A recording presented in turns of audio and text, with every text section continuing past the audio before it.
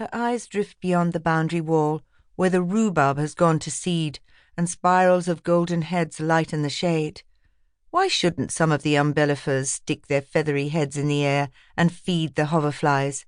It takes away the regimented look from the borders, gladdens the eye as it rises over the wall up to the chase.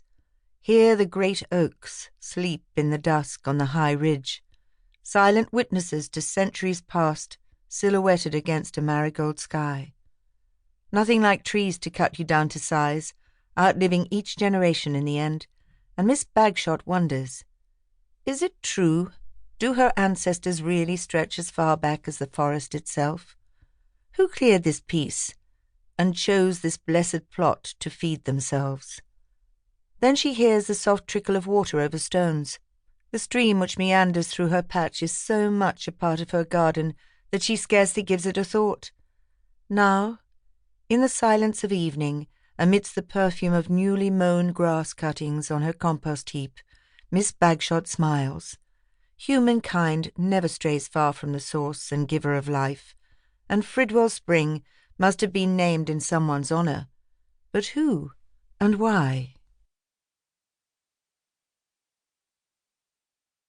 Part 1.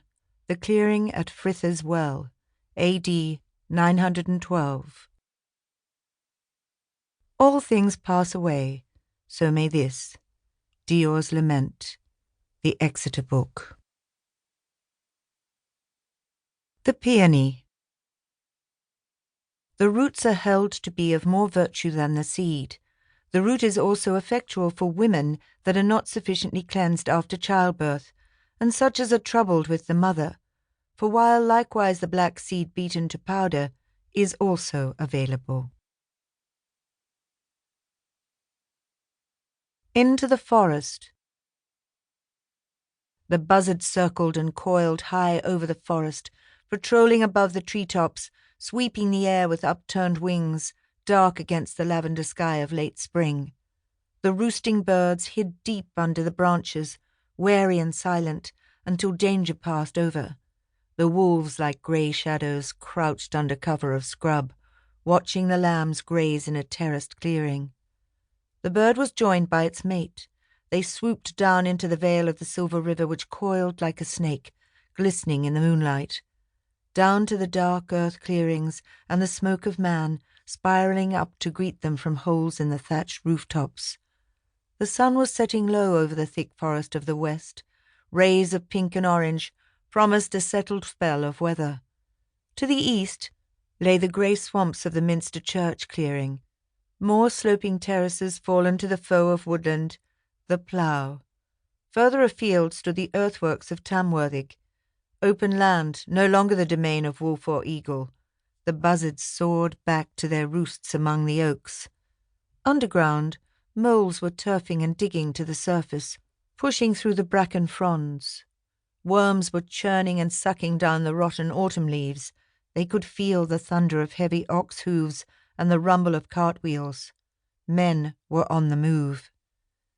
The dusk creatures darted into the hazel scrub, but the little spring still gushed and bubbled out from the deep rock, dancing over the pink boulders, carving a path through the thicket downwards to the brook and river beyond. The forest of Cannock was alive, watchful, waiting, while mankind trundled trek-weary over the faint track. Finally the sparse procession of covered wagons ground to a halt before fording the stream. "Stop right here. I'm not going another foot tonight. This'll do, Baggy. There must be a wellspring ahead. We can rest up here, feed the stock. Me bum's nailed to the boards." Fritha jumped from the cart, stretched her stiff joints, shook out her dark braids in the skirt of her tunic, and waved to the other cart.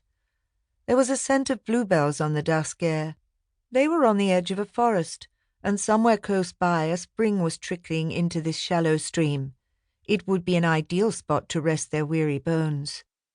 For 2 days the travellers had struggled on in heavy rain, ploughing through the mud with restless livestock tethered to the cart, reluctantly dragging their hooves. The rain had lashed on to their covered wagon. Everything was soaked, even the boards they sat on. The children were sodden, hungry, and tired out. She lifted her son, a flaxen-haired babe of 2 summers.